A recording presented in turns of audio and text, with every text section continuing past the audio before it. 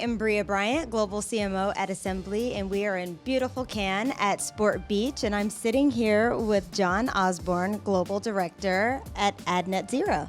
True, and it's great to be here, Bria, and we are literally courtside. You can't see courtside here. Yes, it's really exciting. Serena's going to be here. It's going to be crazy. Oh my madness. gosh. So let's get right in. So John, tell us a little bit about what AdNet0 is. So AdNet0 is a nonprofit, all-voluntary, special interest group, for lack of a better description. Imagine a water cooler where we're trying to arm and help companies, support companies, learn about opportunities with sustainable efforts. We are providing best practices through the support network that we're proud and humbled to have with the agencies and companies that are involved in our effort. And we're busy working across different aspects, building frameworks. And you know, the best way to focus on that is to look at what the issue is. There is no consistent way to start measuring carbon emissions across the different aspects that represent the advertising ecosystem. And that's a huge problem, because if we can't consistently measure, well, then there's no hope of managing. And more we're hearing from companies and their supply chains looking at ways that they can cut waste. When I say sustainability, that may mean or may not mean something to an individual or a company. But when I talk about cutting waste and driving better economic results, well, then that's something everybody can get on board with. So that's what it is, and that's kind of what we're doing. It's amazing. It's really inspiring. And Assembly is a proud member of AdNet0. You guys have been absolutely phenomenal. Not only engaged, but we learn from you too, and we learn from your clients, and we learn through even things like this, getting on the ground and seeing, you know, what engagement looks like, and really important things like this. So it's great. It's really important work, and we're proud to be a part of it. So you have spent decades leading some of the most iconic agencies across our industry. What drew you to this work that you're currently doing now at this stage of your career? I don't know what it is about me. It probably is much deeper than we have time to unpack here with you here today, Bria. But I've always been sort of like hypnotized and enticed by really important challenges. Like, it's almost like if there's smoke on the horizon, for some reason, I lean towards that, because I'm kind of built in a unique way. I see opportunity and challenge. I think that looking at the advertising industry, if you look back over history, time and time again, especially in the face of very daunting challenges, and I'm talking about like past recessions, you know, obviously the pandemic, the industry rallied.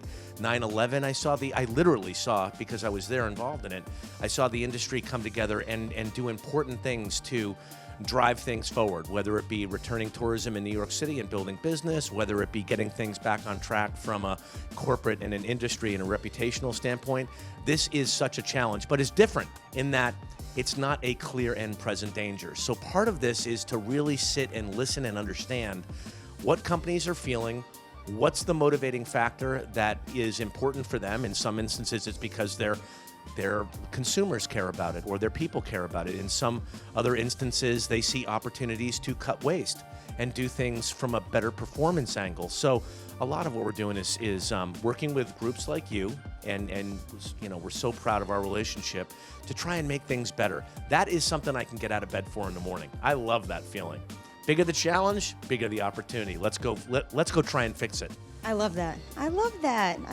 I think that we all need something purposeful that's going to really drive us, and it's incredible that this is going to have such a big impact across our industry and beyond, because ultimately it benefits the planet. It can benefit everybody, but you know, each individual company, they have to kind of decide if this is right for them, and that's just one of the important nuances. So again, we're working with these companies. The more companies that get on board, great, it's a great thing, but we do want companies to get on board if it's right for them, but it's their call. It's their call. So we're here at Sport Beach, so I'm going to shift a little bit to talk about sports.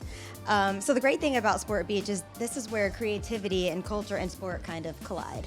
How do you see the advertising and media industry use the universal language of sport to help shift some of the climate narratives and behaviors in positive ways? Well, Bria, that's a great question, and I will start by answering it this way, and it might be funny. You know, Bria, I am a great athlete.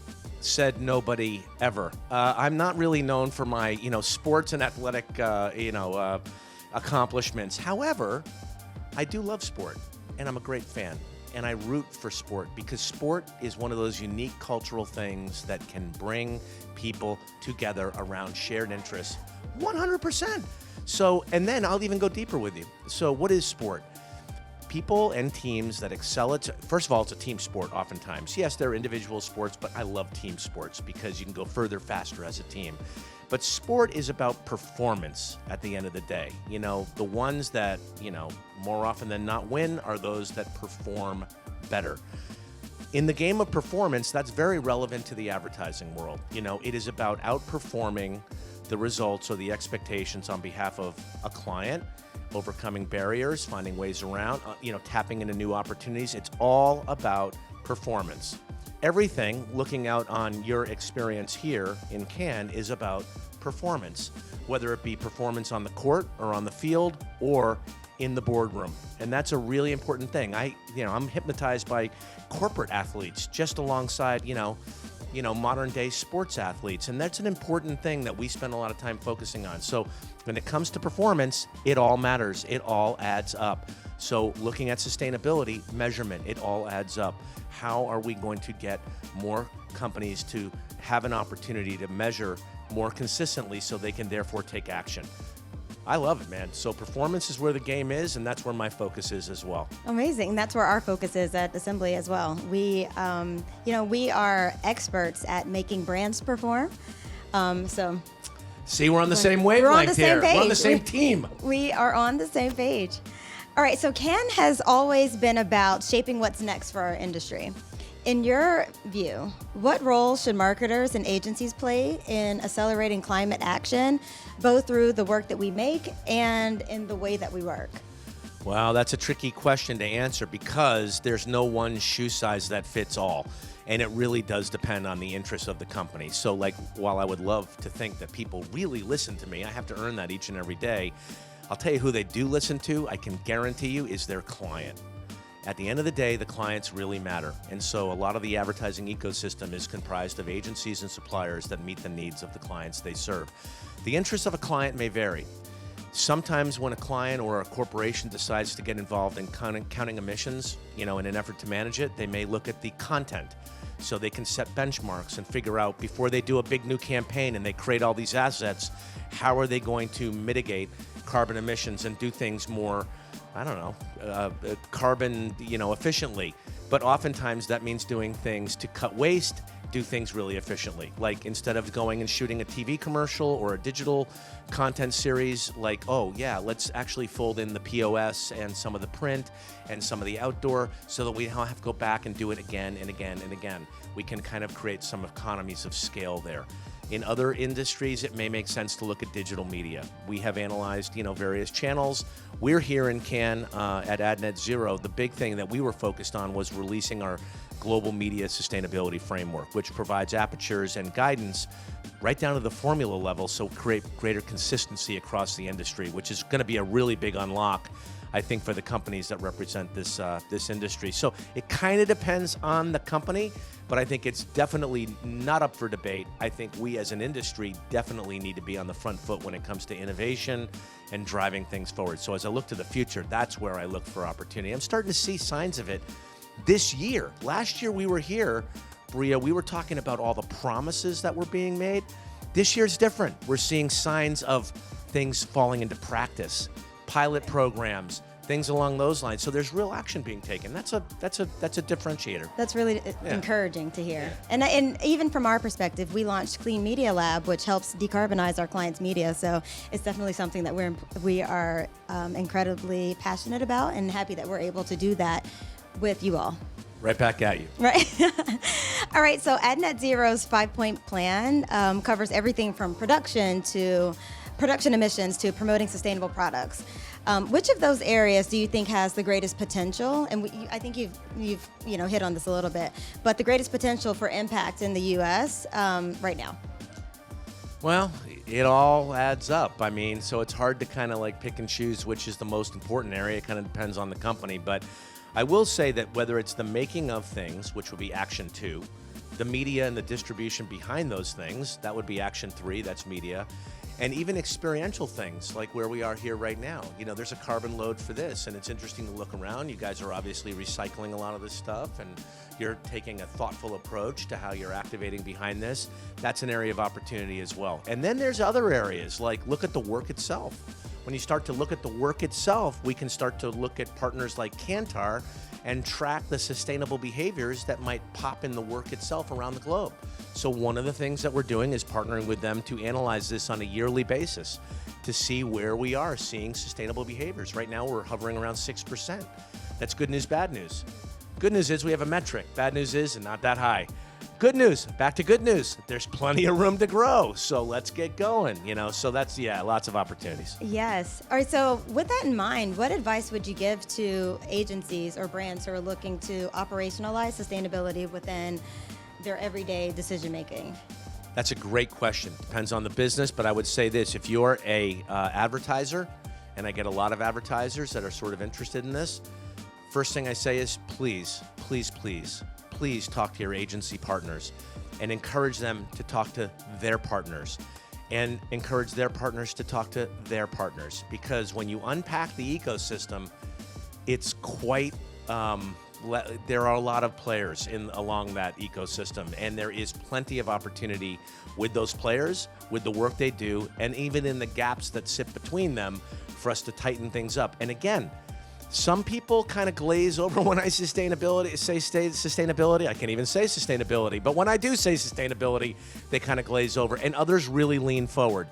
But if I say we're talking about driving less waste, looking for efficiency of scale, looking for driving business impact, whether it's brand valuation, share, whatever the business metric is, that is something that most everybody can get on board with.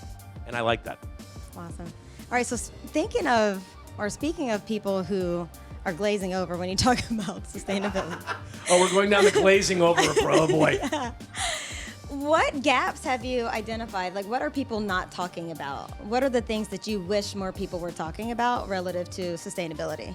Well, I can't make anybody talk about anything, despite the fact that I would love to have you think otherwise. But I would say we invite companies to engage however they want to engage. Green hushing, I guess, is the terminology. It's real, but that's okay. You know, some people are willing to talk about it, others are not. I will say nothing will help companies understand the opportunities more than case studies. So we really do want companies to lean forward. Even in Cannes, I've heard at least a dozen case studies that should be entered into, shameless plug, the Ad Net Zero Awards, Campaign Ad Net Zero Awards, which are going to be coming up in November. These are great case studies that are either based on pilot programs or more scaled programs. We should take a look at them and learn from them. There's a tremendous amount of great stuff that can frankly act as a carrot for the industry, even more importantly than hearing me blather on, here. So it's like, see the results in the case studies. Yeah, and I think for a lot of brands and even agencies or just companies in general, I think that so many of them are worried about being accused of greenwashing, whereas I think that this is the judgment-free zone, as long as you're transparent about where you are in your journey and a desire to do better. So right. I think if more companies took that stance, we would be in a much better place. And you also hit on something else, is when companies talk, they've got to talk transparently, honestly. Don't be... and I'm not suggesting they are, but they've got to be truthful and right. Don't exaggerate. Like simple rules, like yeah. I operate by really silly, simple rules. Sure. Don't lie, don't exaggerate, don't bullshit. Like yeah. just keep it real, yeah. keep it transparent, and good things happen. And it's okay if you're just starting. Totally. Just say that. One foot in front of the other. Yeah, we are 100%. at the very beginning of our journey. And even for us, we've achieved B Corp certification in APAC and in Europe, which is fantastic. And we're on a journey to, be certified across the globe. But it's just that. It's a journey. I remember 2 years ago, we were sitting, and you guys have done a lot of really, really interesting things over the last couple of years. So you are on a journey. I think that's great. Yeah. And you're running at your pace, and that your pace is right for you. I think it's great. Yeah. Awesome. Well, thank you so much for this conversation. You're the best. It's amazing. It's great to be here. I look forward to being here again in a year. God willing. Yeah. Thanks. Thanks for all your support. You rock. Oh, I say thank Oh, you. one more thing. Look at the color. I mean, she's very much on brand. She's wearing a rockin' green dress. I'm wearing green. I'm also wearing a paper hat. There you go. There you go. You're living it. I'm living sustainability. Thank you, Bria. Thank you.